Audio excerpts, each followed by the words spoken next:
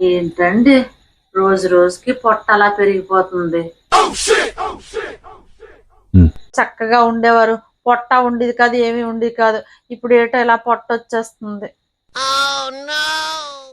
ఏం చేయమంటావే జ్యోతి?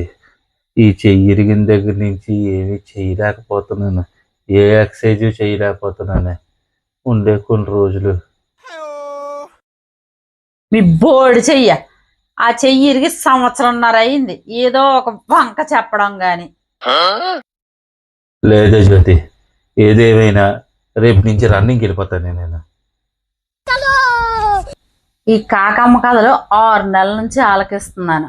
ఇదిగో రేపు వెళ్ళిపోతాను, ఇదిగో ఎల్లుండి వెళ్ళిపోతాను. కానీ వెళ్ళేది చేసేది పొట్ట మాత్రం పెరుగుతుంది కొండలాగా. రేపు కన్ఫామే, రేపు నుంచి గ్యారంటీకి వెళ్ళిపోతాను. వెళ్ళు టీ పట్టుకురా. జ్యోతి, పప్పుండలు తేవచ్చు కదే, ఐరన్ ఉంటుంది అందులోని, తింటే చాలా మంచిదంట. ఇద్దరం తెద్దాము. తెచ్చి.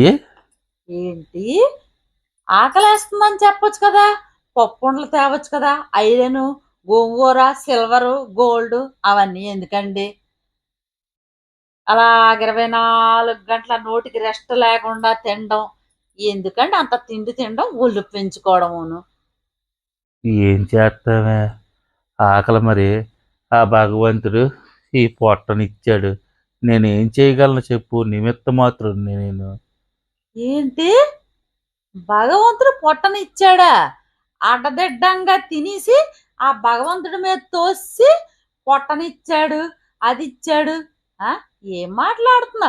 మీకు చెప్పి చెప్పి నా నోరు నొప్పి పెట్టడం తప్ప మీరు మారరండి. మీరు మాత్రం మారరు.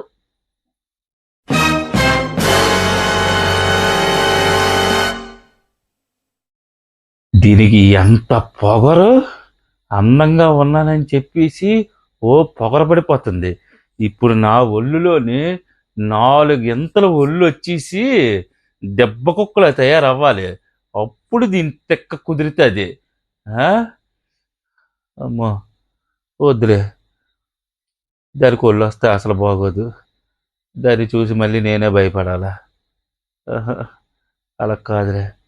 అయినా నాకు ఒళ్ళు వచ్చినా బొజ్జ వచ్చినా బుజ్జిగా గ్లామర్గా ఉంటాను. అందరికీ అలాగ ఉండదు కదా. పాపం ఫోన్లే వదిలేద్దాం.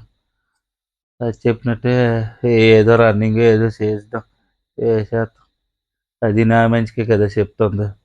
ఏదో బాధపడదాంలే.